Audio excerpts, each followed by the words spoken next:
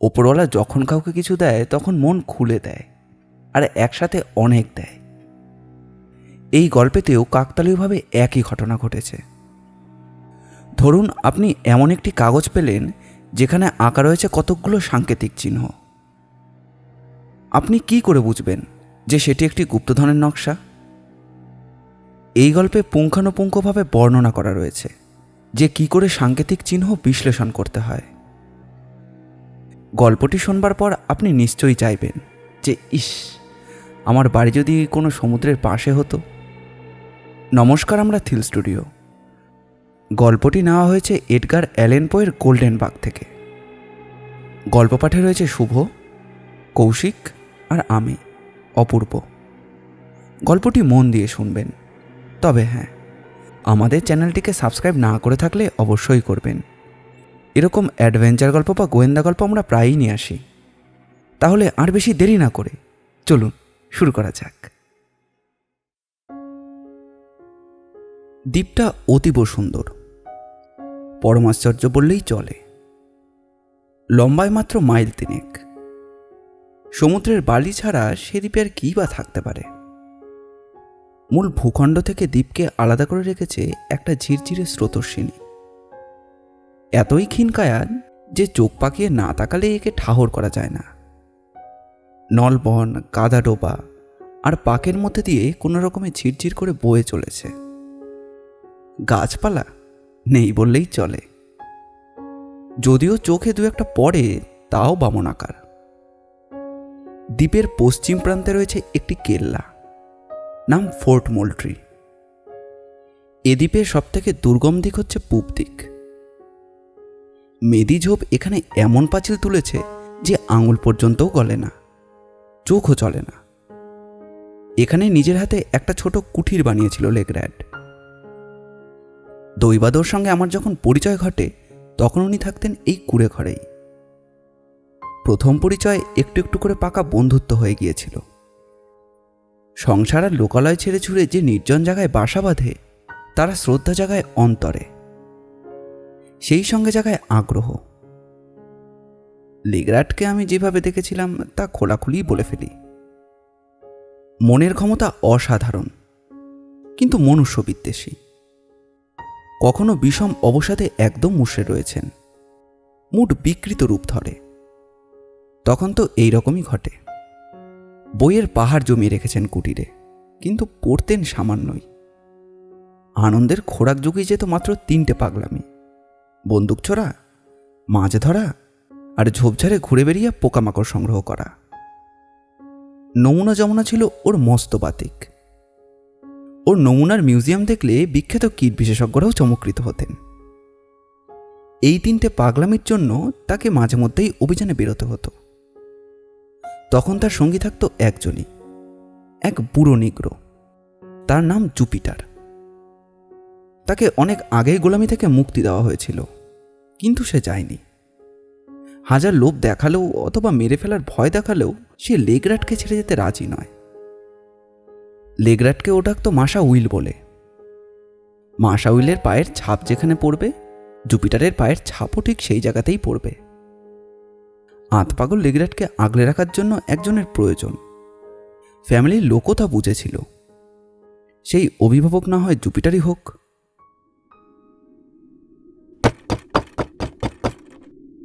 কুড়িয়ে ঘরের দরজায় পৌঁছে টকটক করে টোকা মারলাম পাল্লায়। এটাই আমার রীতি। গলা চিরে হাঁক ডাক আমার পোষায় না, কিন্তু যখন কেউ ভেতর থেকে সাড়া দিল না তখন চাবি খুঁজে নিলাম।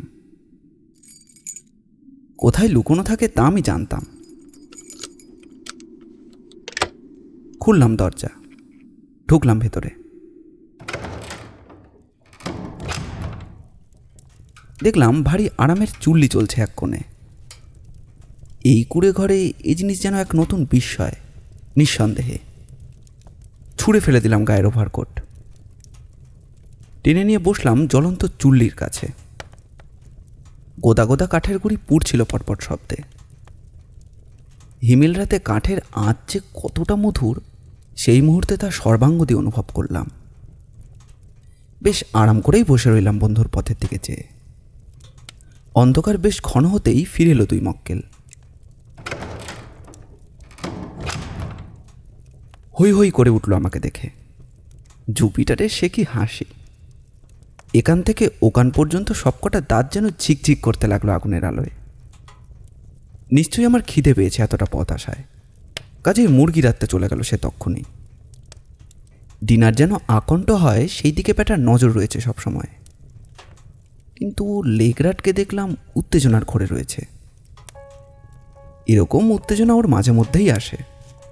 জ্বরের প্রকোপের মতোই কখনো উত্তেজনা, আবার কখনো বিষণ্ণতা, পালা করে আসে আর যায়। সেদিনকার ভয়াল উত্তেজনা রয়েছে ডবল কারণে। দু খোলওয়ালা ও একটা পোকা আবিষ্কার করেছে। তারপর পেয়েছে একটা গুবরে পোকা, যা এর আগে কখনো কেউ দেখেনি। জুপিটার বুড়ো অবশ্য যথেষ্ট সাহায্য করেছে ওকে। লেগরাট উত্তেজনার মধ্যেই বলল, বন্ধু, গুবরে সম্বন্ধে এখনই কিছু জানতে চেও না। তোমার মতামত প্রার্থনা করব কাল সকাল হলেই, তখনই সব জানবে, যা বলার বলবে। আমি তখন আগুনের মিষ্টি আঁচ পথে ব্যস্ত। নারকের গুবরে নরকে থাকলে ক্ষতি কি? তবুও ওর কথার পিঠে বললাম, ভালো জ্বালা, একটা গুবরে বই নয় তো, এর জন্য গোটা রাত প্রতীক্ষা করতে হবে, এখনই হয়ে যাক না। আমি কি জানতাম নাকি তুমি আসছো? ডুমুরের ফুল হয়ে গেছো তো, এখন তো টিকিই দেখা যায় না তোমার। যদি জানতাম তাহলে অমূল্য সে গুবরেকে সঙ্গে নিয়েই আসতাম। কোথায় রেখে এলে তোমার অমূল্য পোকাকে? লেফটেন্যান্ট জির কাছে। চিনতে পারলে না? কেল্লার লেফটেন্যান্ট। ফেরার পথে দেখা হয়ে গেল। ফুর্তির চোটে নেচে নেচে ফিরছিলাম তো, তাই বোকার মতো গুবরেকে দিলাম তাকে দেখতে। তাই বলছিলাম, সকালের আগে আর গুবরেকে দেখা যাবে না। রাতটা থাকো, সূর্য উঠলেই পাঠাবো জ্যাপকে। সৃষ্টিকর্তার হাতে গড়া অপূর্ব সৌন্দর্যকে মুঠোয় করে নিয়ে আসবে। সূর্যোদয়কে নিয়ে আসবে? কি যে বলো, গুবরেকে আনবে।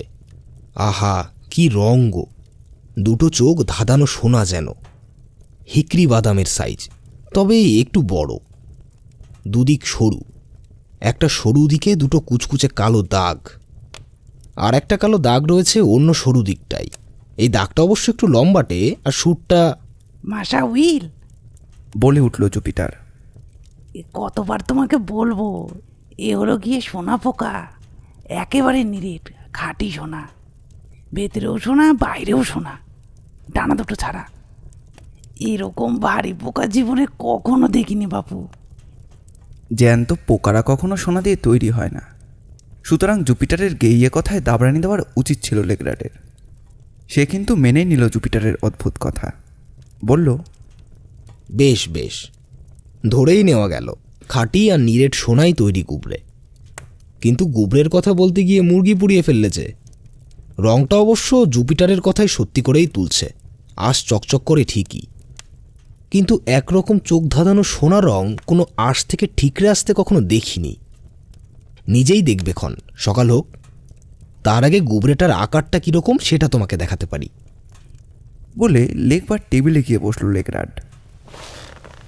এ টেবিলে কলম আছে, কালি আছে, কিন্তু কাগজ নেই। কাগজের সন্ধানে একটা ড্রয়ার টেনে দেখল ভেতরে, সেখানেও কাগজ নেই। তখন বলল, ঠিক আছে, কাগজের অভাব মিটিয়ে নিচ্ছি। বলতে বলতে ওয়েস্টকোটের পকেট থেকে এক টুকরো কাগজ বের করলো। দেখে মনে হলো যেন অতি নোংরা একটি কাগজ। খচখচ করে তার ওপরেই এঁকে ফেললো একটা খসড়া ছবি। ও যে কি হিজিবিজি আঁকছে তা নিয়ে বিন্দুমাত্রও দেখার মাথা ব্যথা ছিল না আমার। স্কেচ আঁকা সাঙ্গ হতেই চেয়ার ছেড়ে না উঠেই হাত বাড়িয়ে আমার দিকে এগিয়ে দিল লেগরাট। ফুলস্কেপ কাগজটার মধ্যে তাকে মাথার মধ্যেটা যেন চক্কর দিয়ে উঠল। এ কি এঁকেছে লেগরাট? বেশ কিছুক্ষণ ধরে নিরীক্ষণ করার পর বলেছিলাম, ও হে লেগরাট, এরকম সৃষ্টি ছাড়া গুবরে যে ধরাতলে আছে তাই তো জানা ছিল না। এটা কি মরার খুলি নাকি মরার মুখোশ? মরার মুখোশ বলেই মনে হচ্ছে। আশ্চর্য কি, ওপরের কালো দাগ দুটো যদি দুটো চোখ, তাহলে নিচের কালো দাগটা মুখ, মুখোশের মতোই ডিম্বালু। কিন্তু তুমি তো আর্টিস্ট নও, আর খোদ গুবরেকে না দেখা পর্যন্ত এরকম সিদ্ধান্তে আসা ঠিক হবে না। ছবি আঁকাটা ভালো গুরুর কাছেই শিখেছিলাম, আঁকিও মোটামুটি ভালোই। মাথায় গোবর আছে তাও মনে করি না। ঠাট্টা বোঝো না, মরার খুলি বলেই চালিয়ে দেওয়া যায়। নিখুঁত করোটি। সেক্ষেত্রে বলতে হবে গুবরে মহলে বিলক্ষণ আতঙ্ক জাগায় তোমার এই সোনা পোকা। রোমাঞ্চকর কুসংস্কার পর্যন্তও তৈরি করে নেওয়া যায়। জুচ্ছই একটা নাম করে দিও, স্কারাপাট স্ক্যাম্পুট হোমিনিস। কেমন হবে? ভালো কথা। শ্যুটটার কথা বলতে বলতে থেমে গেল কেন? শ্যুটটা তো এঁকেই দিয়েছি। গুবরের শ্যুট ঠিক যেখানে যেভাবে ছিল ঠিক সেখানে সেইভাবেই এঁকেছি ছবিতে। কিন্তু আমি তো দেখতে পাচ্ছি না। বাস্তবে কি স্কেচে কোনো সুরফুরের চিহ্ন নেই, শুধু একটা মরার মুখোশ। লেগ্রার নিজের শিল্পসত্তার যতই তাল ঠুকুক না কেন, এঁকেছে কিন্তু একটা মরার মুখোশ। একেবারেই মিয়ে গেল লেগ্রাড। কাগজটা আমার হাত থেকে নিয়ে ভেবেছিল দলা পাকিয়ে আগুনে ছুঁড়ে ফেলে দেবে, কিন্তু তার আগেই তার চোখটা পড়েছিল কাগজের বুকে। সঙ্গে সঙ্গে পাথরের মতো শক্ত হয়ে গেল তার সর্বাঙ্গ। চোখের পাতা না ফেলে যেন ফ্যালফ্যাল করে চেয়ে রইল কাগজটার দিকে, যেন হিপনোটাইজড হয়ে গিয়েছে। লাল হয়ে গেল তার মুখের চামড়া। তারপরেই অবশ্য রক্ত নেমে গেল মুখ থেকে। ছায়ের মতো ফ্যাকাশে হয়ে গেল তার মুখের চেহারা। বেশ কয়েক মিনিট চেয়ারের উপর একইভাবে বসে থেকে একদৃষ্টে চেয়ে রইল নিজের আঁকার দিকে। দেখছে তো দেখছেই, দেখে যেন তৃপ্তি মিটছে না। তারপরেই চেয়ার থেকে উঠে দাঁড়িয়ে টেবিল থেকে আরও একটা মোমবাতি তুলে নিয়ে এগিয়ে গিয়ে বসলো দূরের চা বাক্সর ওপর।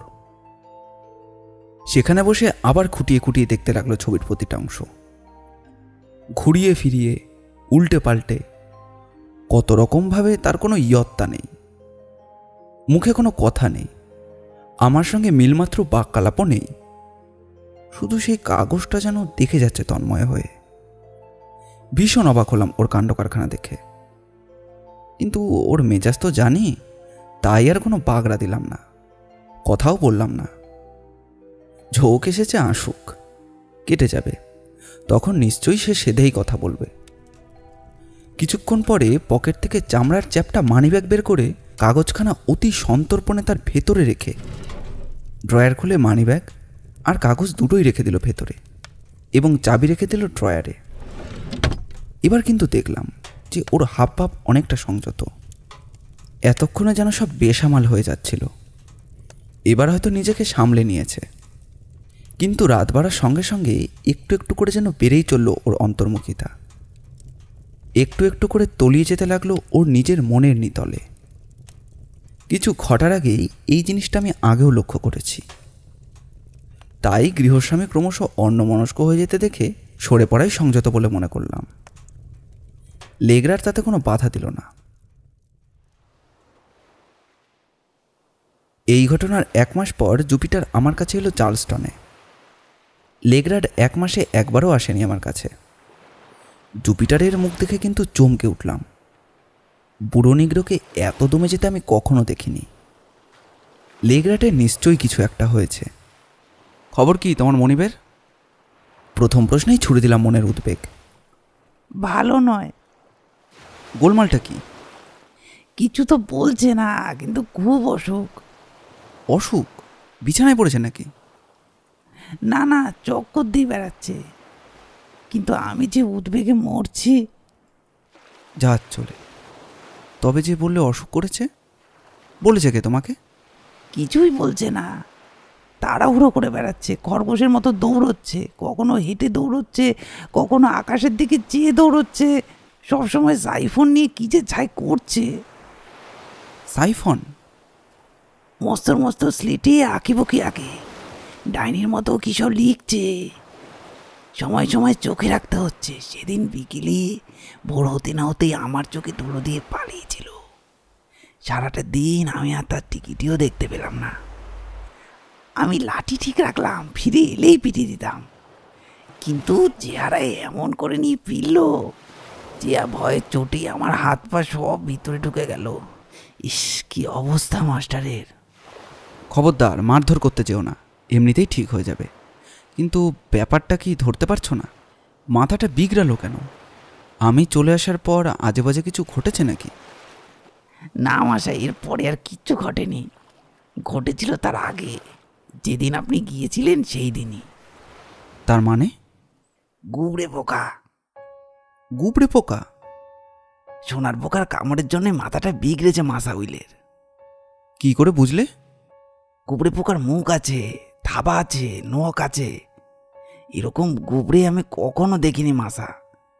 যা পায় তাই লাথায়, তাই কামড়ায়। মাসাউলকে খামচে ধরলে এমন কামড় দেয় যে সঙ্গে সঙ্গে ছেড়ে দিতে হয়। কামড় খেয়েছেও নিশ্চয়ই, নইলে অমন আতকে উঠে মুখটা ফ্যাকাশে হয়ে যাবে কেন? আমি কিন্তু খালি গুবরে ধরার লোক নই, এক টুকরো কাগজে চেপে ধরেছিলাম। মুখের মধ্যে কাগজ ঠেসে দিয়েছিলাম যাতে না কামড়াতে পারে। গুবরের কামড় খেয়ে কি ওই রোগে পড়েছে লেগ্রাড? অত তো জানি না, তবে কামড় খাওয়ার পর থেকেই সোনা স্বপ্ন দেখে কেন? তুমি কি করে জানলে যে ও স্বপ্নে সোনা দেখেছে? ঘুমিয়ে ঘুমিয়ে সোনার কথা বলে যে। আজ এলে কি শুধু এই বলতে? মাসা উইল একটা চিঠি দিয়েছে, এই যে লেগ্রাড লিখেছে? মাই ডিয়ার, একদিন দেখিনি কেন? আমার মেজাজ দেখে ক্ষুব্ধ হবার মতো মূর্খ তো তুমি নও, তবে আসছো না কেন? খুব উদ্বেগে আছি, অনেক কথা বলার আছে।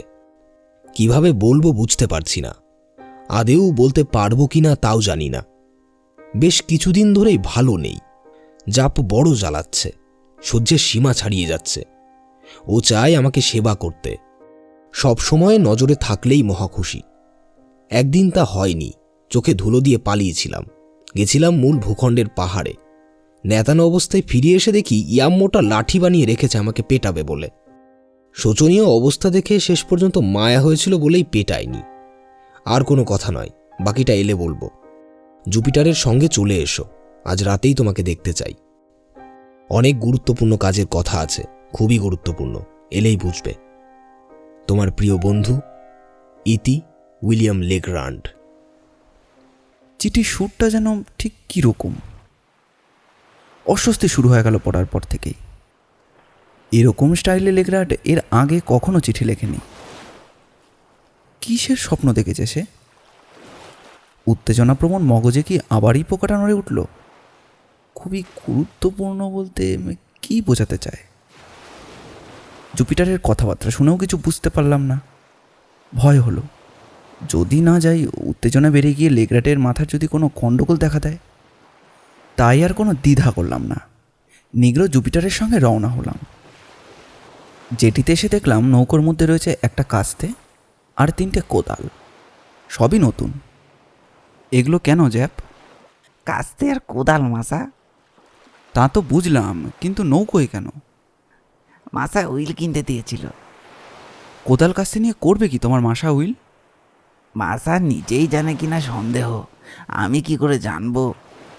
তবে যত নষ্টের করা হচ্ছে ওই গোবরেটা।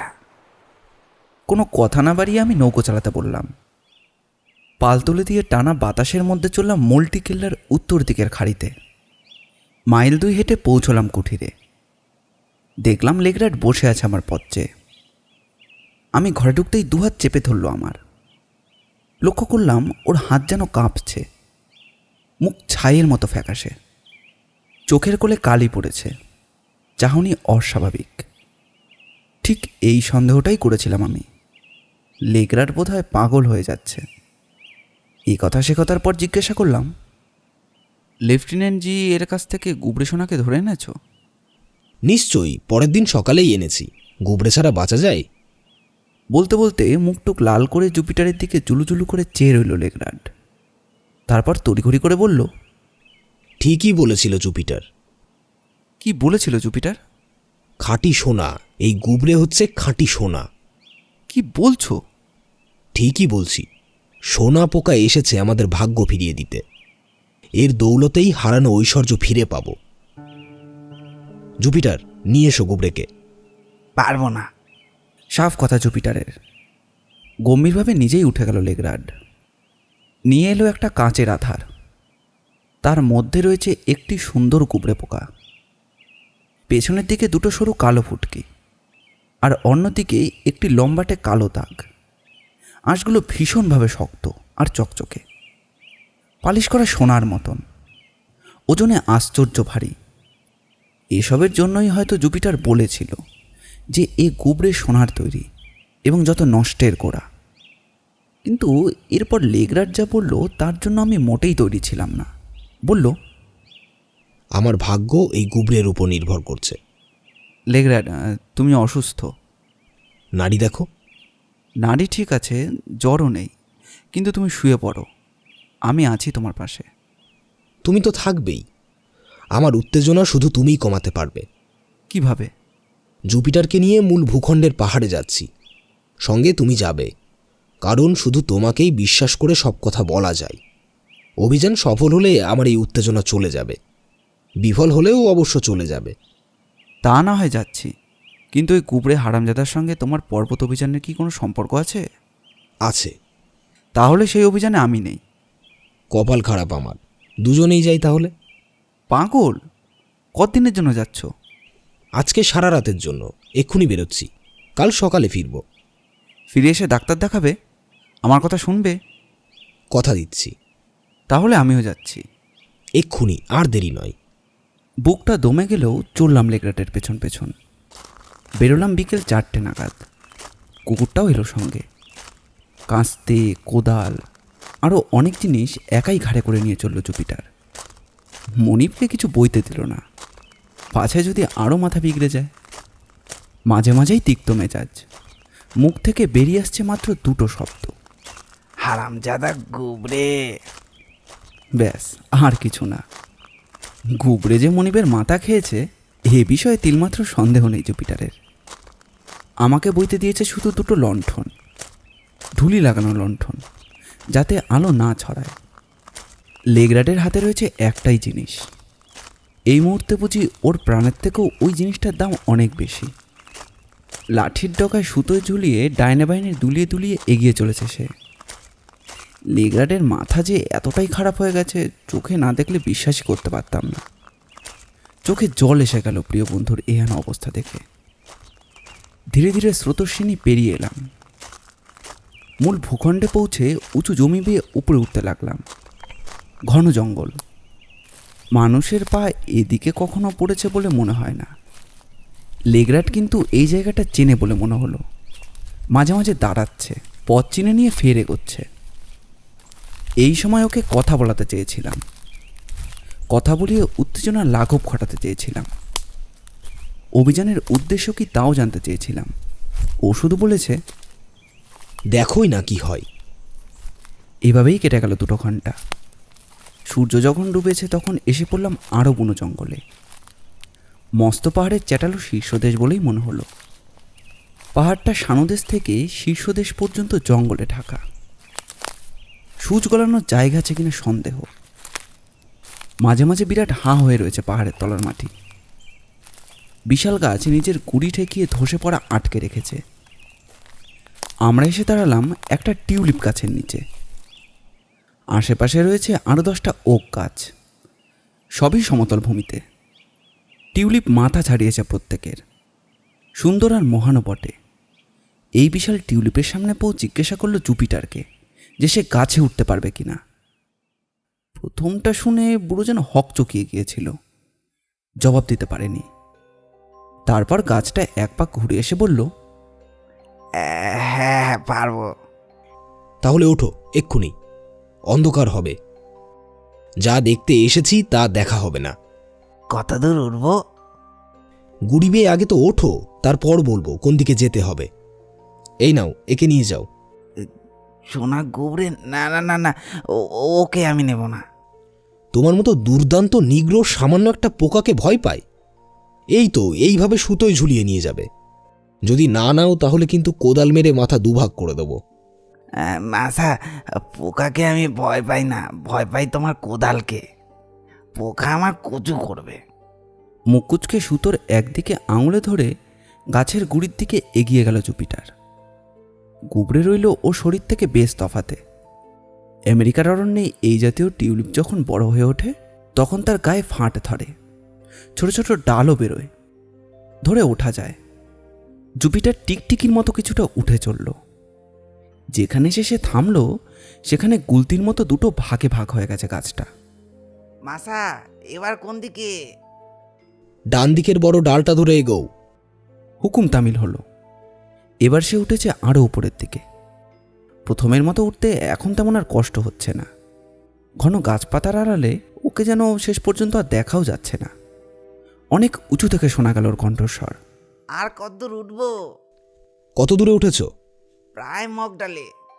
আকাশ থেকে দেখতে পাচ্ছি পাতার ভাগ দিয়ে। আকাশ দেখতে হবে না, নিচে তাকাও। এদিকে কটা ডাল বেরিয়েছে গুনে গুনে বলো তো। কটা ডালের উপর দিয়ে উঠেছিলে? 1, 2, 3, 4, 5টা ডাল পেরিয়েছিলাম এদিক দিয়ে। আর একটা ডাল বেয়ে ওঠো। মিনিট কয়েক পরেই আবার শোনা গেল জুপিটারের চিৎকার। হুকুম তামিল হয়েছে। লেগ্রাটকে এখন বেশ উত্তেজিত লক্ষ্য করলাম। গলার শির তুলে চেঁচিয়ে বলল, এই ডাল ধরে এগিয়ে যাও, অদ্ভুত কিছু দেখলেই আমাকে বলবে। আর সন্দেহ নেই, লেগ্রাট সত্যিই পাগল হয়ে গেছে। কিভাবে ওকে বাড়ি ফিরিয়ে নেওয়া যায় তখন ভাবছি। হঠাৎ জুপিটারের চিৎকার ভেসে এলো শূন্য থেকে। আর যাওয়া যাচ্ছে না, মরা ডাল ভেঙে পড়বে। চেঁচাতে গিয়ে যেন গলা কেঁপে গেল লেগ্রাটের। কি বললে? মরা ডাল? হ্যাঁ মাসা। কি করি এখন? নিজের মনে মনেই বলল লেগ্রাট। এই তো সুযোগ। আমি বললাম, বাড়ি ফিরে গিয়ে শোবে চলো, কথা দিয়েছিলে মনে আছে? যাকে বলা সে তখন আকাশের দিকে তাকিয়ে চেঁচাচ্ছে। জুপিটার, কানে কথা যাচ্ছে? হ্যাঁ মাসা।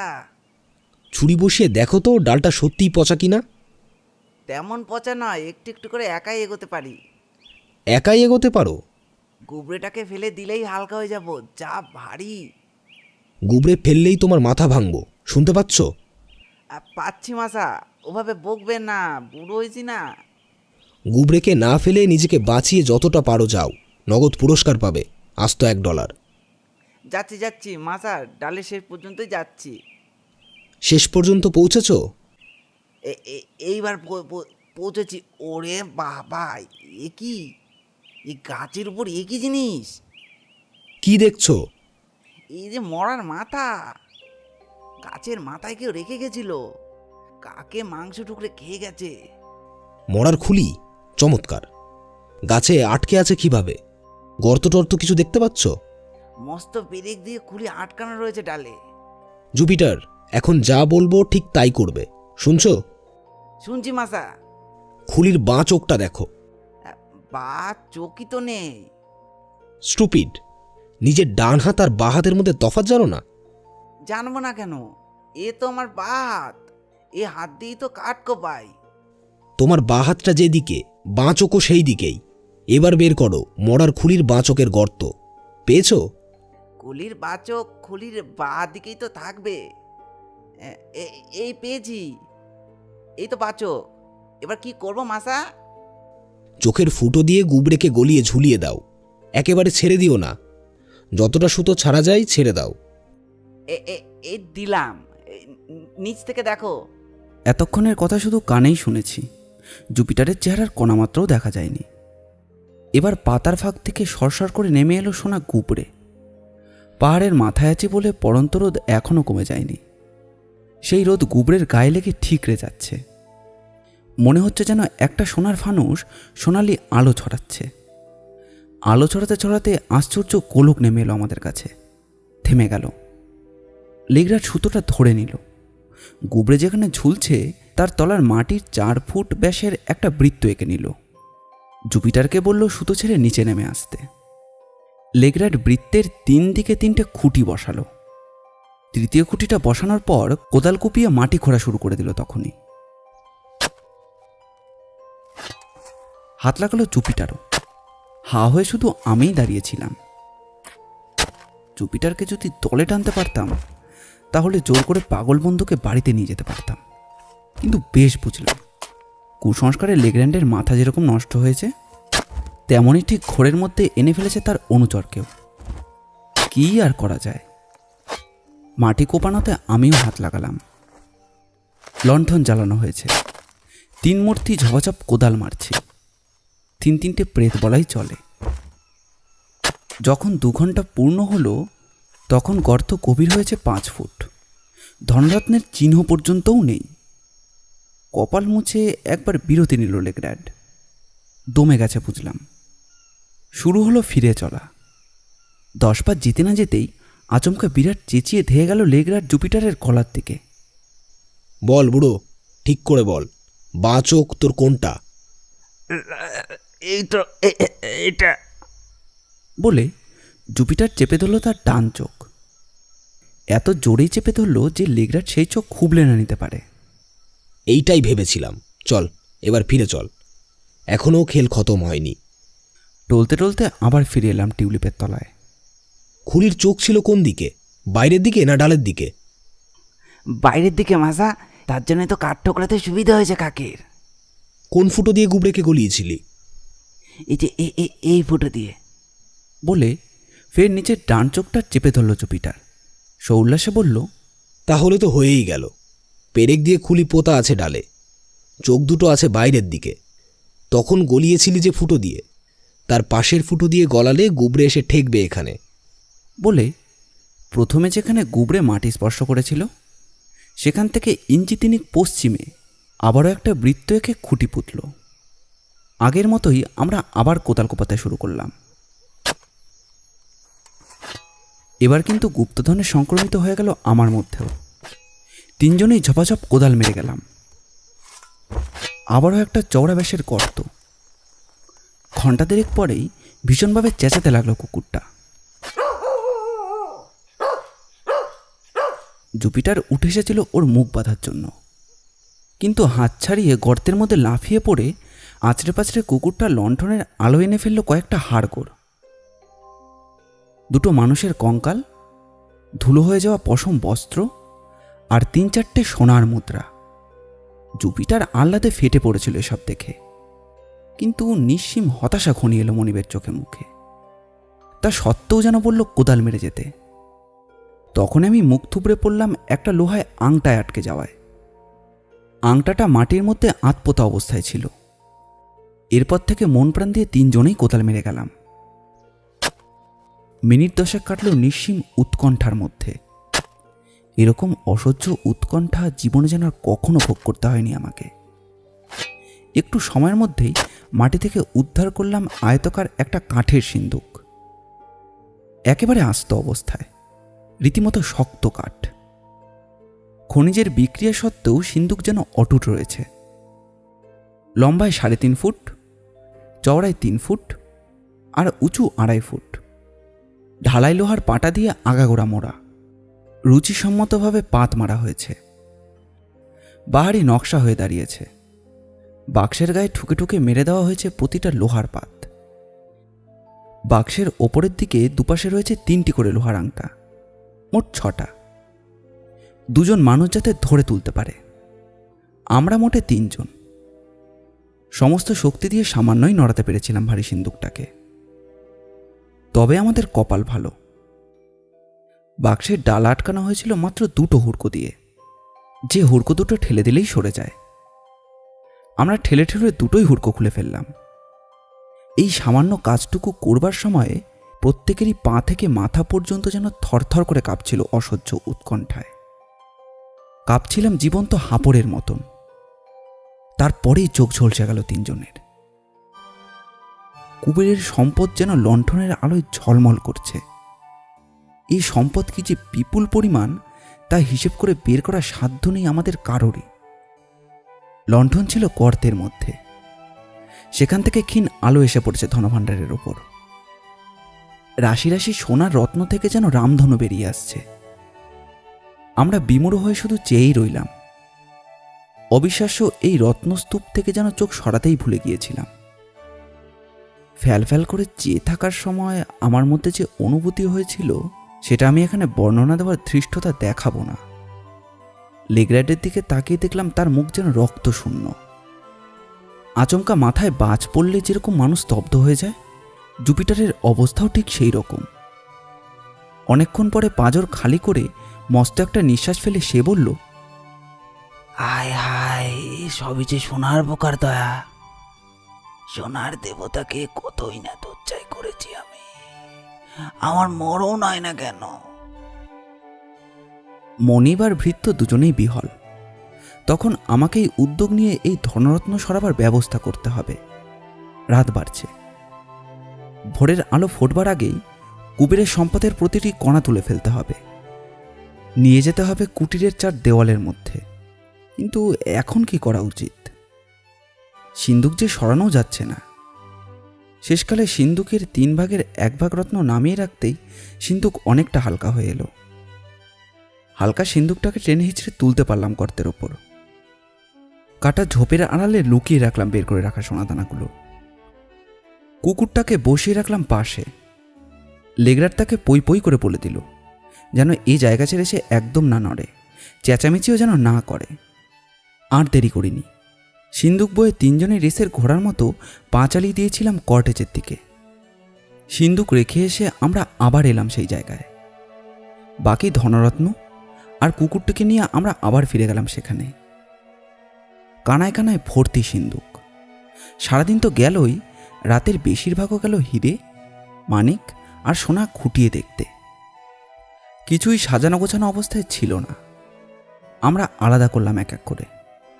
যা ভেবেছিলাম তার থেকে অনেক অনেক টাকার সম্পত্তি এখানে রয়েছে।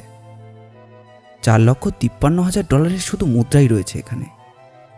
আর ওই সময় প্রতিটি মুদ্রার দাম ডলারে হিসাব করলে যে কত হতে পারে তার চার্ট দেখে বের করে আরও চক্ষু ছানা বড়া হয়ে গিয়েছিল।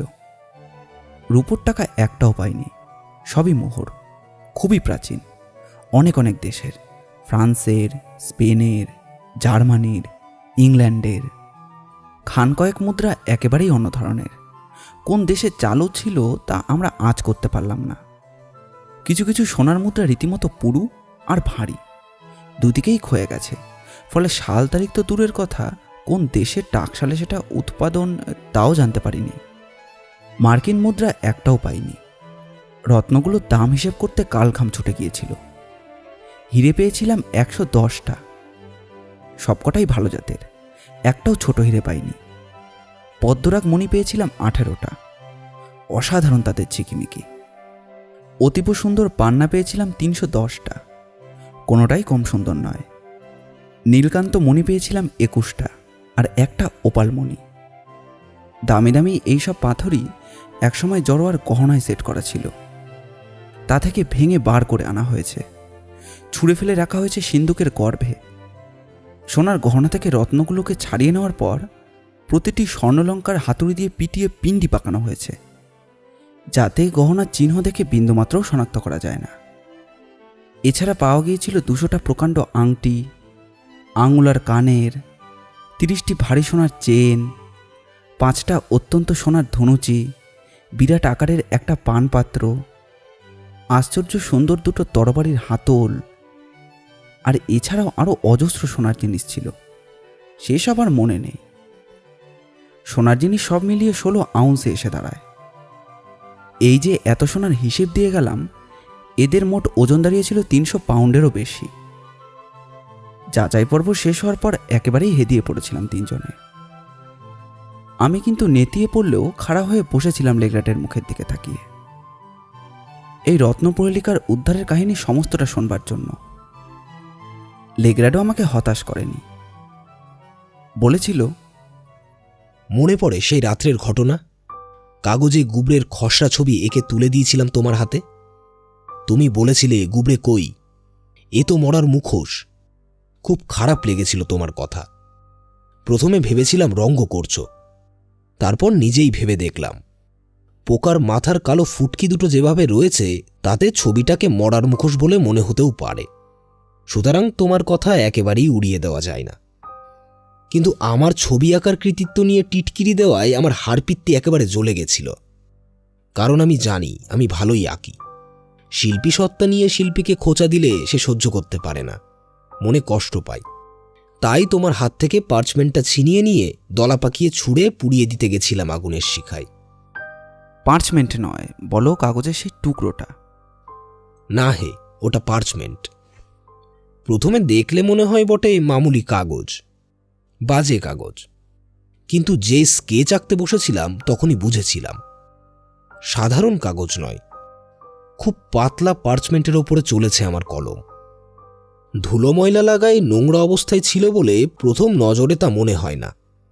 নোংরা চেহারা তুমি আগে নিজেও দেখেছ। রাগে কষ্টে দলা পাকিয়ে ছুঁড়ে ফেলে দেওয়ার ঠিক আগেই আমার চোখ পড়েছিল সেই স্কেচে, যে স্কেচ দেখে তুমি ব্যঙ্গ করেছিলে আমার শিল্পী সত্তাকে। মনে আছে কীরকম অবাক হয়ে গেছিলাম? কারণ আমি নিজেই দেখেছিলাম একটা মরার মুখোশ আঁকা রয়েছে ঠিক সেইখানে যেখানে একটু আগেই আমি এঁকেছি সোনার গুবরেকে। ভয়ানক অবাক হয়ে গেছিলাম বলেই কিছুক্ষণ চুলচেরা চিন্তা করার ক্ষমতাও হারিয়ে ফেলেছিলাম। একদৃষ্টে তাকিয়েছিলাম বলেই বুঝতে পারছিলাম না আমার আঁকা ছবিটা চোখে দেখা এই ছবিটার মতো নয়। হুবহু খুঁটিনাটিতে তফাৎ রয়েছে অবশ্যই, তা সত্ত্বেও কিন্তু ছাদ আর আউটলাইনে সদৃশ্য রয়েছে বিলক্ষণ। কিংকর্তব্য বিমূঢ় অবস্থাতেই একটা মোমবাতি তুলে নিয়েছিলাম। ঘরের কোণে গিয়ে টেবিলের ওপরে বসে আরও কাছ থেকে দেখেছিলাম পার্চমেন্টকে। উল্টে দেখতেই চোখে পড়েছিল আমার হাতে আঁকা সেই গুবরের স্কেচ, ঠিক যেভাবে এঁকেছি সেইভাবেই। যে সুরটা দেখতে না পেয়ে তুমি টিটকিরি মেরেছিলে সেই সুরটাও রয়েছে স্কেচে। আউটলাইনের এইরকম অসাধারণ সাদৃশ্য দেখে প্রথমটা বিস্ময়ে বোবা হয়ে গেছিলাম। এইরকম কাকতালীয় ঘটনা আমার জীবনে কখনো ঘটেনি। আমার আঁকা স্কেচের ঠিক পেছনে পার্চমেন্টের উল্টো দিকে রয়েছে একটা মরার খুলি, রয়েছে আমার আঁকা গুবরেরই ঠিক নিচে। শুধু আউটলাইনই মিলছে না, দুটোর সাইজ পর্যন্ত হুবহু এক। আমার স্কেচটা যেন আঁকা খুলির লাইনে লাইন মিলিয়ে রয়েছে। কাকতালীয় এরকম অত্যাশ্চর্য সংগঠন দেখে স্থাণু হয়ে গেছিলাম আমি। বিলকুল অবশ হয়ে গেছিল আমার সুস্থ মস্তিষ্কের প্রতিটা কোষ। তাই তোমার মনে হয়েছিল বুঝি অসুস্থ হয়েছে আমার মস্তিষ্ক। এইরকমটাই হয় অসাধারণ কাকতালীয় আচমকা কিছু ঘটে গেলে। মন প্রাণপণে চেষ্টা করে কোথাও থেকে কোনো একটা সম্পর্ক সূত্র বের করার। কার্য আর কারণের মধ্যে যোগাযোগ আবিষ্কারের ধস্তাধস্তিতে হেদিয়ে পড়ে মন। সাময়িক পক্ষাঘাতে অসাড় হয়ে যায় মস্তিষ্কের সমস্ত স্নায়ু। স্পষ্ট মনে পড়ল গুবরের স্কেচ যখন এঁকেছিলাম তখন ওর পিঠে কিছুই আঁকা ছিল না, পুরোটাই সাদা। মরার মাথা তো ছিলই না, থাকলে আমার চোখে পড়তই, কেননা স্কেচ আঁকবার সময় কাগজটাকে উল্টে পাল্টে দেখে নিয়েছিলাম। খুঁজছিলাম সবচেয়ে কম নোংরা আছে কোন দিকে। মরার খুলি যদি আঁকা থাকতো চোখে আমার পড়তই। নিগুড় এই রহস্যের সমাধান অসম্ভব বলেই মনে হয়েছিল আমার সেই মুহূর্তে। অথচ অমন রহস্য কুয়াশার মধ্যেও একটা ক্ষীণ দ্যুতি টিম টিম করে উঠেছিল। এই দ্যুতি যে বিরাট সত্যকে আমার মনের আঙিনায় এনে ফেলার চেষ্টা চালিয়ে যাচ্ছিল তখন থেকেই কাল রাতের অ্যাডভেঞ্চারে পেলে তার চমকপ্রদ চাক্ষুষ প্রমাণ। মনের এই দ্বন্দ্ব নিয়েই অবশেষে পার্চমেন্টটাকে সযত্নে রেখে দিলাম টেবিলের টানায়। যতক্ষণ না একা হচ্ছি ততক্ষণ এই প্রসঙ্গটার মাথায় ঠাঁই দেব না ঠিক করলাম। তুমি চলে যাওয়ার পর মরার মতো ঘুমিয়ে পড়ল জুপিটার। রহস্যজনক ব্যাপারটাকে পদ্ধতিমাফিক তদন্ত করতে শুরু করলাম। প্রথমে ভাবতে বসলাম একটাই ব্যাপার, পার্চমেন্টটা আমার হাতে এলো কি করে। গুবরেকে আবিষ্কার করেছিলাম মূল ভূখণ্ডের সমুদ্র সৈকতে, দ্বীপ থেকে প্রায় 1 মাইল পূর্ব দিকে। জোয়ারের জল যেখানে সবচাইতে ঢেলে উঠে জলের দাগ রেখে যায়, সেই দাগ থেকে একটু ওপরের দিকে। খামছে ধরেছিলাম দেখা মাত্র, সঙ্গে সঙ্গে কামড় বসিয়েছিল হাতে। পোকার কামড় যে এত জোর হবে তা ভাবতে পারিনি, তাই চমকে উঠে গুবরেকে ফেলে দিয়েছিলাম বালির ওপরেই। জুপিটার এইসব ব্যাপারে বরাবরই হুঁশিয়ার। মাটিতে আছড়ে পড়েও যদিও গুবরে উঠে গেছিল ওর দিকেই, ও কিন্তু খপ করে ধরতে যায়নি। এদিক ওদিকে তাকাচ্ছিল গাছের পাতার মতন কিছু একটার খোঁজে, যা দিয়ে পাকড়ে ধরবে গুবরেকে। একই সঙ্গে আমার আর জুপিটারের চোখ পড়েছিল পার্চমেন্টটার ওপর। তখন ভেবেছিলাম বাজে কাগজের টুকরো। আতপোতা অবস্থায় বালির মধ্যে একটা কোণা উঁচিয়ে রয়েছে। কাগজ যেখানে রয়েছে সেখানেই দেখতে পেলাম আর একটা জিনিস, নৌকার গলুয়ের একটা ধ্বংসাবশেষ। এরকম গল্পই থাকে কাঠের জাহাজে লম্বা নৌকোয়। নিশ্চয়ই অনেক অনেক বছর ধরেই ধসা পচা এই কাঠের টুকরোটা পড়ে রয়েছে সেখানে। চেহারা এমনভাবে পাল্টে গেছে যে তার সঙ্গে নৌকার গলুয়ের কোনো সাদৃশ্য আবিষ্কার করা চট করে সম্ভব নয়। জুপিটার পার্চমেন্টটা তুলে নিয়েছিল, গুবরেকে তাই দিয়ে মুড়ে ধরে আমাকে দিয়েছিল। বাড়ি ফেরার পথে দেখা হয়ে গেল লেফটেন্যান্ট জির সঙ্গে। তাকে দেখালাম সোনার গুবরে। উনি চীনে জোকের মতো লেগেই রইলেন। অদ্ভুত সুন্দর কাঞ্চন কীর্তিকে কেল্লায় নিয়ে যাবেনি। রাজি না হয়ে পারলাম না। তক্ষুনি উনি গুবরেকে চালান করে দিলেন নিজের মেরজাইয়ের পকেটে। পার্চমেন্ট রয়ে গেল আমার হাতে। প্রাকৃতিক ইতিহাস নিয়ে পড়াশুনো আর গবেষণা করার নেশার সামিল। বিরল কীট দেখেই তাই হাতে নিয়ে এমনভাবে দেখছিলেন যেন পোকা নয়, সাগরের ছ্যাঁচা মানিক।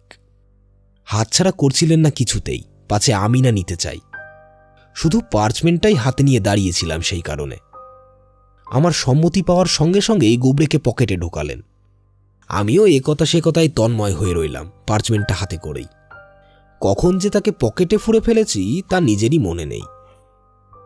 টেবিলে বসে গুবরের ছবি আঁকতে গিয়ে কাগজটা খুঁজেছিলাম টেবিলের টানায়, পাইনি। টেবিলের ওপরেই থাকার কথা, সেখানেও নেই। পকেটে হয়তো পুরনো চিঠি ফিটি থাকতে পারে, এই আশায় পকেটে হাত পুরতেই হাতে ঠেকেছিল পার্চমেন্ট।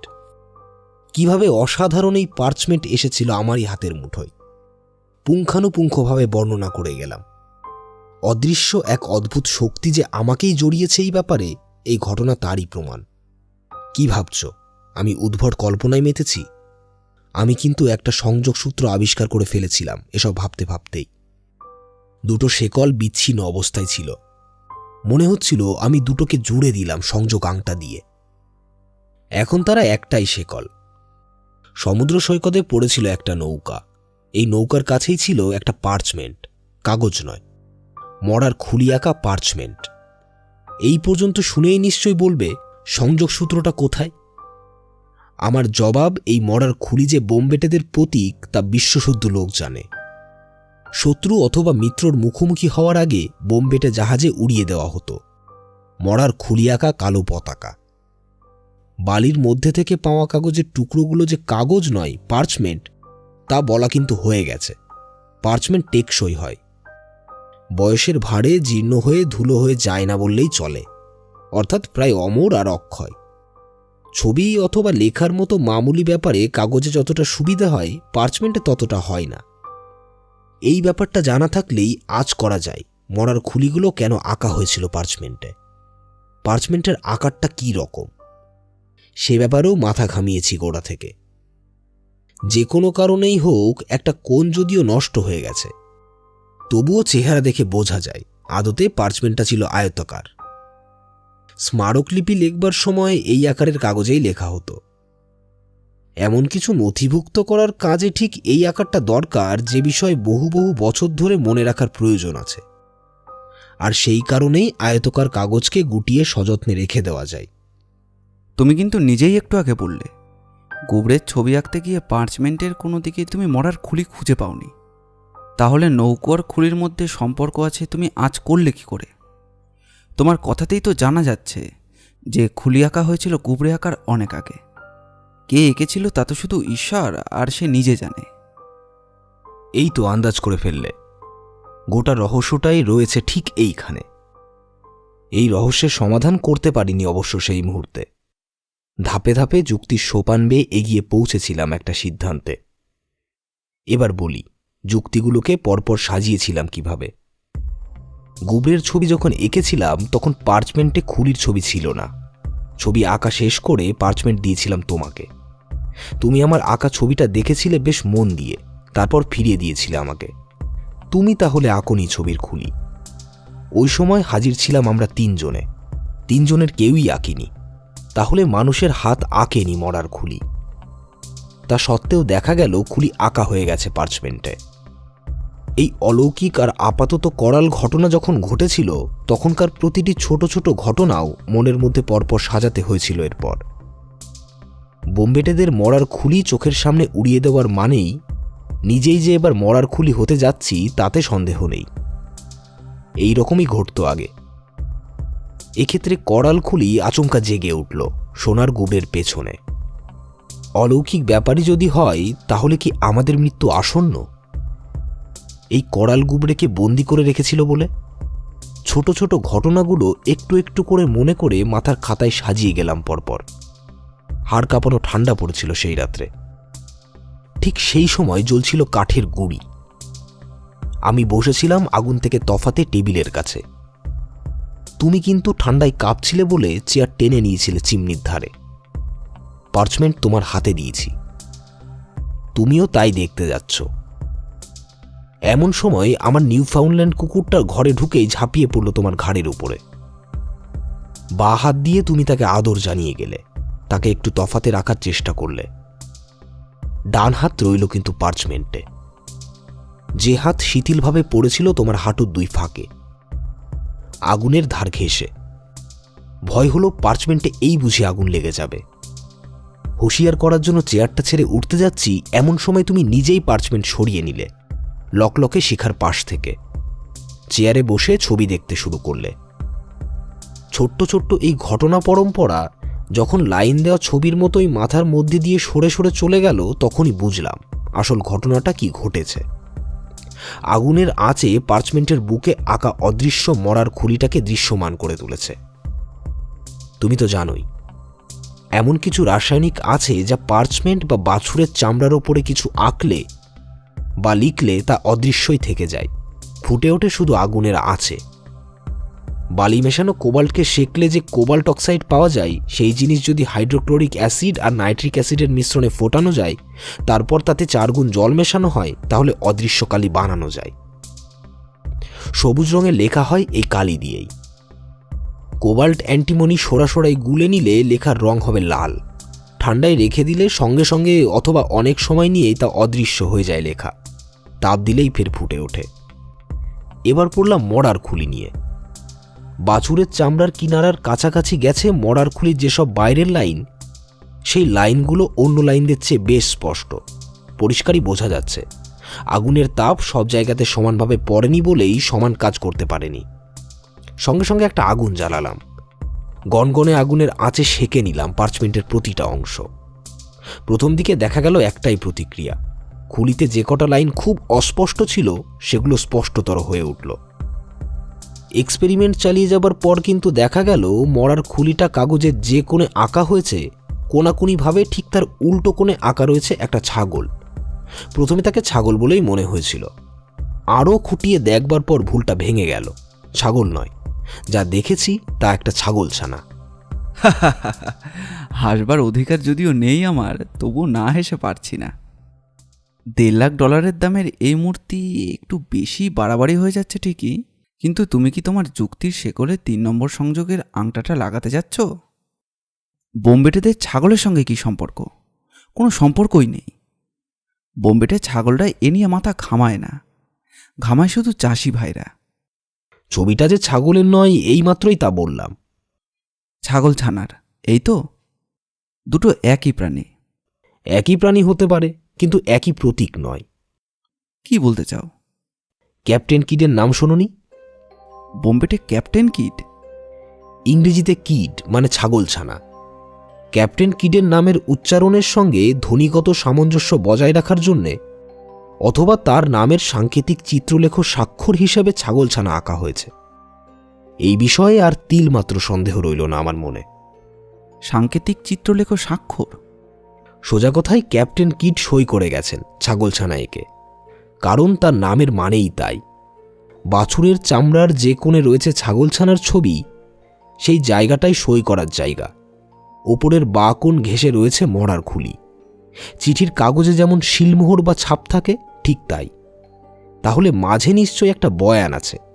অনেক কিছু লিখে তবেই সই দিয়েছেন খুনে বোম্বাটে, কিন্তু কিছুই তো দেখতে পাচ্ছি না। বিলকুল সাদা রয়েছে বাছুরের চামড়ার মাঝের জায়গাটা। আমার মাথার পোকাটা নড়ে উঠল তক্ষুনি। যেভাবেই হোক আবিষ্কার করতে হবে চিঠির অথবা দলিলের আসল বয়ান। শিলমোহর আর সইয়ের মাঝখানে লেখা ক্যাপ্টেন কিডের চিঠি? প্রায় তাই। মোদ্দা কথা এই যে আমার সমস্ত সত্তার মধ্যে উপলব্ধি করলাম একটা প্রচণ্ড তাড়না। এই তাড়না অথবা এই আবেগ অথবা এই গভীর উপলব্ধিকে দমন করে রাখার কোনো শক্তি আমার মধ্যে ছিল না। আমার অনুপরমাণুগুলো মুহূর্তে মুহূর্তেই যেন গর্জে উঠে বলে যেতে লাগলো আমারই সত্তার রন্ধ্রে রন্ধ্রে, ওহে অকল্পনীয় এক বৈভব হাতছানি দিচ্ছে তোমাকে। তুমি আর তিষ্ঠ অবস্থায় থেকে যেও না, অগ্রসর হও। কেন যে আচমকাই উন্মাদনা আমাকে অন্তর থেকে অস্থির করে তুলল, তা তোমাকে ভাষা দিয়ে বোঝাতে পারবো না। একে নিছক ইচ্ছা বললে কম বলা হবে। একটা পরম বিশ্বাস সহসা আমাকে এমনই আকুল করে তুলল যে আমি আর এক মুহূর্ত অপেক্ষা করতে পারলাম না। আর এই ঘটনা পরম্পরাটা ঠিক সময় বুঝেই ঘটেছে। একদিন আগে বা পেছনে ঘটলে এমনটা হতো না। জুপিটারের বোকার মতো মন্তব্যটা মনে পড়ে? গুবরে নাকি খাঁটি সোনা দিয়ে তৈরি। আমার কল্পনাকে আরও উদ্যম করে তুলেছিল ওর নির্বোধ উক্তি।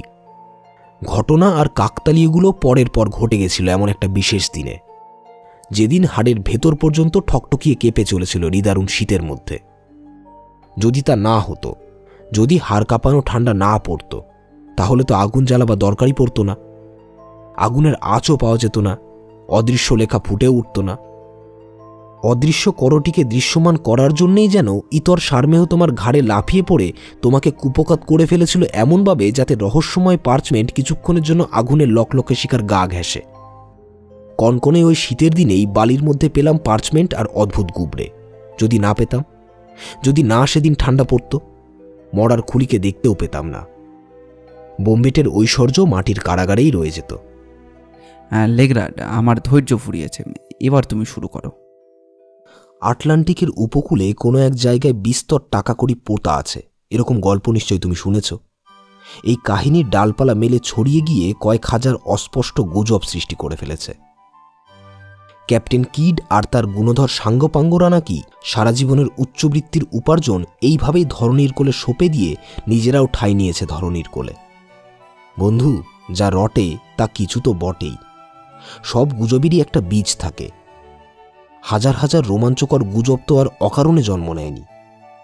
এতদিন ধরে এতগুলো গুজব যখন পুরোদমে নিজেদেরকে টিকিয়ে রেখেছে এবং এখনও তাদেরকে শোনা যাচ্ছে, তাহলে তো ধরে নিতেই হয় গুপ্তধন এখনও গুপ্তই হয়ে গেছে, কারো ফাঁদে পড়েনি। যদি কেউ পেয়ে যেত সে গুপ্ত সম্পদগুলো, গুজবগুলোর কণ্ঠরোধ ঘটে যেত তৎক্ষণাৎ। গুজব এমনিই জিনিস, গুজব এমনই জিনিস যখন রটে মহাবেগে রটে, যখন মরে আচমকাই মরে। ক্যাপ্টেন কিড নিজেও যদি নিজের পোতা গুপ্তধন পরে তুলে নিতেন, গুজবগুলো অন্য চেহারা নিত। সেই চেহারাগুলো বিশ্লেষণ করলে দেখবে সবটাই টাকা যারা খুঁজছে তাদের সম্পর্কেই। টাকা যারা পেয়েছে তাদের সম্পর্কে কোনো গুজব নেই, অর্থাৎ টাকা এখনো কেউ পায়নি। গুপ্তধনের নকশা নিশ্চয়ই এক দুর্বিপাকের দরুন ক্যাপ্টেন কিডের হাতছাড়া হয়েছিল। যে কোনো কারণেই হোক, ক্যাপ্টেন কিড নিজে আর সেই গুপ্তধনকে অন্ধকার থেকে আলোয় আনবার সুযোগ পাননি। তার চেলাচামুন্ডারা কিন্তু জানত গুপ্তধন আছে আটলান্টিক উপকূলেরই কোনো একটা জায়গায়। নকশা নিখোঁজ হবার পর তারাও উদ্ধার করতে পারেনি। তাই মুখে মুখে যুগ যুগ ধরে গুজব জ্যান্ত হয়ে থেকেছে। আটলান্টিকের উপকূলে মস্ত এক সম্পদ পাওয়া গেছে মাটির তলা থেকে, এমন কোনো খবর কি তোমার কানে এসেছে? মোটেই না। অথচ সবাই জানে কিড যা জমিয়ে গেছে নরহত্যা করে আর জাহাজ ডুবিয়ে, তা গুণে গেথে শেষ করা যায় না। সেই কারণেই আমার মন বলল, বিপুল সেই ঐশ্বর্যকে ধরণী এখনো সযত্নে লুকিয়ে রেখেছে নিজের কোলে। প্রিয় বন্ধু, অত্যাশ্চর্যভাবে এই পার্চমেন্টটি সেই অতুলনীয় গুপ্তধনের ঠিকানা। অত অবাক হইও না, খাঁটি কথাই বলছি। দুর্ঘটনায় ভেঙে পড়া নৌকো থেকে ঠিকরে পড়েছিল গুপ্তধনের নকশা, বালির তলায় চাপা পড়েছিল এত বছর। আমার কপালে তা নাচছে বলেই গুবরের কামড় খেয়েছি। গুবরের কামড় না খেলে গাছের পাতা বা কাগজের খোঁজ করতাম না, নকশা মারিয়ে চলে যেতাম অন্য কোথাও।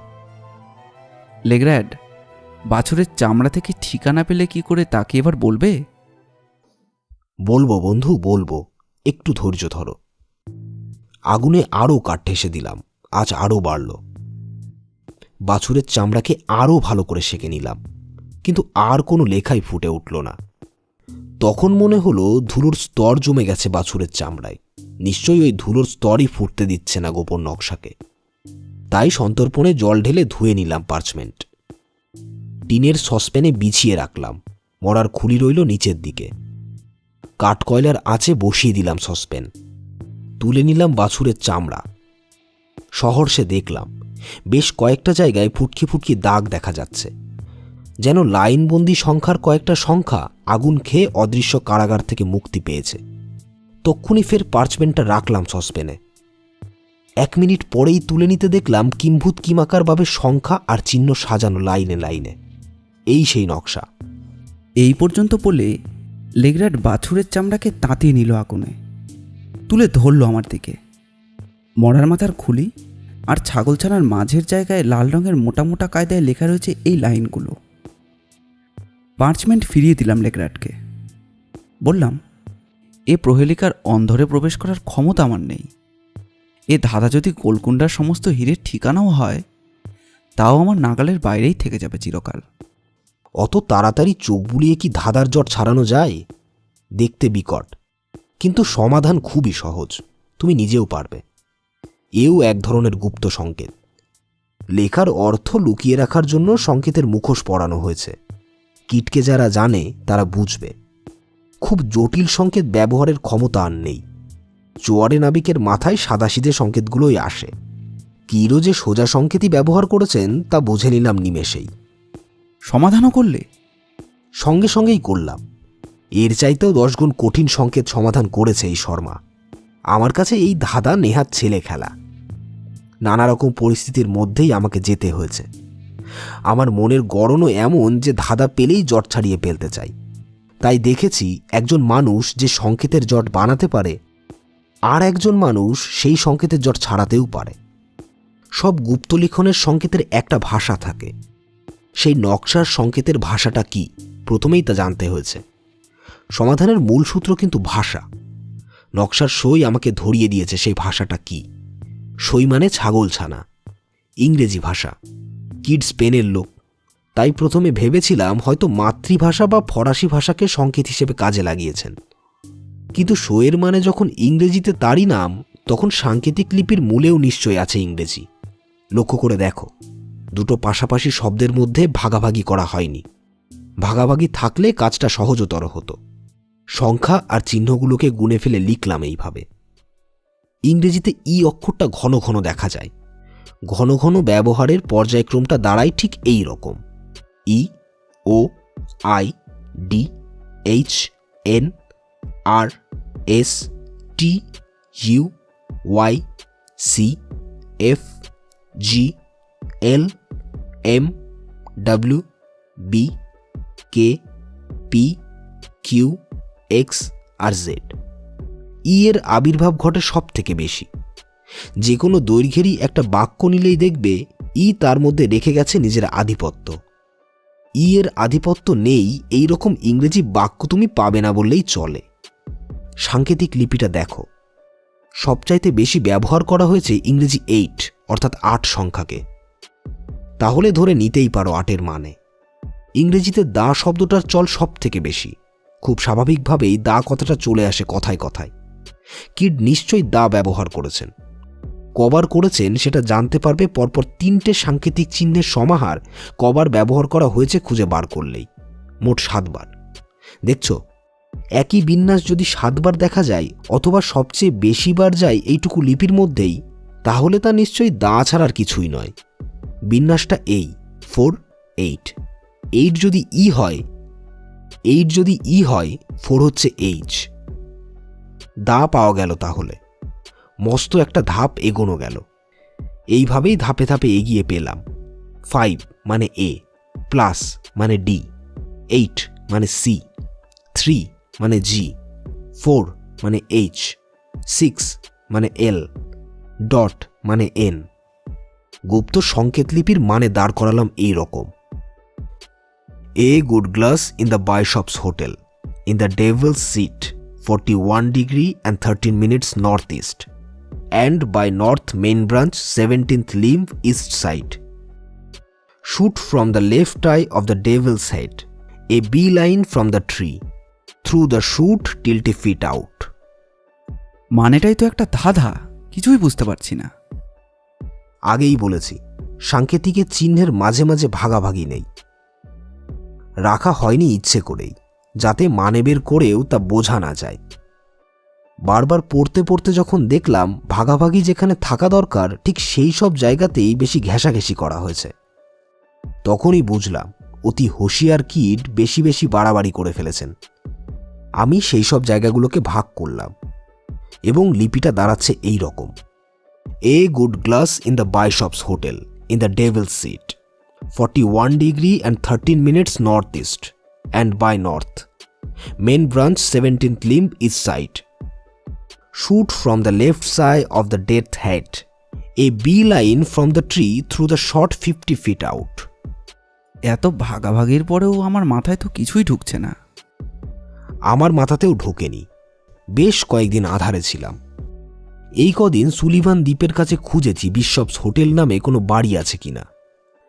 হোস্টেল শব্দটা এখন আর চলে না, তার বদলে হোটেলই ধরে নিয়েছিলাম। কোথাও এরকম বাড়ি পাইনি। হতাশ হয়ে হাল ছেড়ে দিতে যাচ্ছি, এমন সময় একদিন সকালে ঘুম ভাঙার সঙ্গে সঙ্গে মনে পড়ল বিশপস হোটেল বলতে বোধহয় পুরনো কোনো পরিবারকে বোঝানো হয়েছে। হয়তো তাদের নাম বিশপ। এই নামে একটা খামার বাড়ি আছে এখান থেকে উত্তরে 4 মাইল দূরে। গেলাম সেখানে। বুড়ো নিগ্রোদের কাছে খোঁজ নিলাম। একজন বুড়ি বলল বিশপস কালস বলে একটা জায়গায় আমাকে নিয়ে যেতে পারে, কিন্তু সেখানে গেলে কালস বা কেল্লা বাড়ি নেই, সরাইখানাও নেই, আছে একটা উঁচু পাহাড়। পয়সা খাইয়ে থুত্থুরি বুড়িকে নিয়ে গেলাম সেখানে। জায়গাটা চিনে নিয়ে তাকে বিদায় করলাম। নিজে উঠলাম পাণ্ডবর্জিত সেই পাহাড়ে। তারপর বুদ্ধিশুদ্ধি একেবারে গুলিয়ে গেল। এরপর কি করব আর ভেবে পেলাম না। এমন সময় দেখতে পেলাম পাহাড়ের পূর্ব দিকের খাদের গায়ে রয়েছে একটা খাঁজ, ঠিক যেন একটা পাথরের চেয়ার। যে চূড়োয় দাঁড়িয়ে আছি তার ঠিক 1 গজ নিচে। খাঁজটা বেরিয়ে আছে 18 ইঞ্চি মতো, চওড়াই 1 ফুটের বেশি নয়। হয়তো আমাদের কোনো পূর্বপুরুষ পাথরের ঠেস দিয়ে বসে থাকত। দেখেই বুঝলাম এই সেই ডেভিলস সিট যার কথা পাণ্ডুলিপিতে লেখা হয়েছে। গোটা ধাঁধাটা পরিষ্কার হয়ে গেল তক্ষুনি। গুড গ্লাস বলতে নিশ্চয়ই টেলিস্কোপকে বোঝানো হয়েছে। জাহাজের নাবিক ছাড়া গ্লাস শব্দটা সচরাচর কেউ ব্যবহার করে না। অর্থাৎ টেলিস্কোপ একান্তই দরকার। টেলিস্কোপ কোন দিকে কতখানি উঁচুতে ধরতে হবে সেই হিসেবও লেখা আছে পাণ্ডুলিপিতে। ভীষণ উত্তেজিত হয়ে বাড়ি ফিরলাম। টেলিস্কোপ নিয়ে আবার পাহাড়ে উঠলাম। বসলাম পাহাড়ের খাঁজে। বসেই বুঝলাম বিশেষ একটা অবস্থায় বসতে না পারলে এই চেয়ারে বসা যায় না। তাই করলাম, চোখে টেলিস্কোপ লাগালাম। সাংকেতিক লিপির নির্দেশ অনুযায়ী উত্তর পূব আর উত্তরে টেলিস্কোপের নলটা ঘোরালাম। পকেট কম্পাসই বলে দিল এদিকে ঠিক কোন দিকে। তারপর আন্দাজে টেলিস্কোপটা তুললাম দিগন্ত রেখা থেকে 41 ডিগ্রি ওপরে। তারপর ঠিক আস্তে আস্তে ওঠাতে আর নামাতেই টেলিস্কোপের মধ্যে দিয়ে দেখতে পেলাম একটা ঝাঁকালো গাছ। গাছের মাঝে একটা গোলাকার ফোকর। নিশ্চয়ই পাতা নেই সেখানে। ফোকরের মাঝে সাদাটে একটা জিনিস। টেলিস্কোপের ফোকাসটা ঠিক করতেই চিনতে পারলাম সাদা জিনিসটাকে। একটা মরার মাথার খুলি। ব্যাস, প্রহেলিকার চিচিং ফাঁক হয়ে গেল তক্ষুনি। খুলিটা আছে মূল শাখার 7ম শাখার পূর্ব পাশে। গুপ্তধন পেতে গেলে খুলির বাঁ চোখ দিয়ে বুলেট ফেলতে হবে, যাতে সেটা সোজা হয়ে গুড়ির কাছে মাটিতে পড়ে। যেখানে পড়বে সেখান থেকে 50 ফুট গিয়ে মাটি খুঁড়লেই উঠবে করাল পন্থায় অর্জিত কিডের গুপ্তধন। এ তো দেখছি জলের মতো সোজা। তারপর ডেভিল সিট ছেড়ে উঠে আসতেই গাছের গায়ে সেই গোলাকার ফোকরটা দেখতে পেলাম না। এদিক ওদিক কাত হয়েও কোনো জায়গা থেকে সেটা দেখা যায়নি। তখন কিডের বুদ্ধির তারিফ করতেই হয়েছিল। খুনে বোম্বেটের জানা ছিল শয়তানের ওই চেয়ারে না বসলে পাহাড়ের টহল দিয়েও মরার খুলি কেউ দেখতে পাবে না। চূড়োর 1 গজ নিচে খাদের গায়ে পাথরের চেয়ারে বসবার দুঃসাহস কারোর হবে না। তারপর সেদিন জুপিটার গেছিল আমার সঙ্গে। আমার হাবভাব দেখে ওর ঘোর সন্দেহ হয়েছিল। ঠিক করেছিল একা একা আর বেরোতে দেবে না। তাই পরের দিন ভোরে কাক ডাকার আগেই সরে পড়লাম। গাছের খোঁজে পাহাড়ে পাহাড়ে উঠলাম। খুঁজে পেলাম বটে, কিন্তু হাড়গুলো সব সন্ধিগুলো থেকে আলগা হয়ে গেছিল বলে মনে হচ্ছিল। কটেজে ঢুকতে ঢুকতেই দেখি লাঠি বাগিয়ে জুপিটার সামনে দাঁড়িয়ে আছে, আমাকে পিটুনি দেবে বলে। আর অ্যাডভেঞ্চারের বাকিটুকু তো তোমার জানা। প্রথমবার জুপিটারের ভুলে গুপ্তধন না পেয়েই মুখ চুন করে ফিরে আসছিলে? গাধা কোথাকার! বাঁ চোখের ফুটো দিয়ে না গলিয়ে ডান চোখের ফুটো দিয়ে গুবড়ে গলিয়েছিল। সঠিক জায়গা থেকে সরে গিয়ে গুবড়ে পড়েছিল 2.5 ইঞ্চি দূরে। কম তফাৎ নয়, 50 ফুট দূরে গিয়ে ব্যবধান বেড়েছে অনেকটাই। তাই মাটি খুঁড়ে মাটিই পেয়েছি, গুপ্তধন পাইনি। গুবড়ে পোকাকে সুতোয় ঝুলিয়ে ফেলার দরকারটা কি ছিল? খুলির মধ্যে দিয়ে একটা বুলেট ফেলে দিলেই তো হতো তাতে। বন্ধু, তোমাকে একটু শিক্ষা দেওয়ার জন্যই সামান্য রহস্যের অবতারণা করেছিলাম। আমাকে তুমি পাগল ভাবছিলে, তাই ওই শাস্তি দিলাম।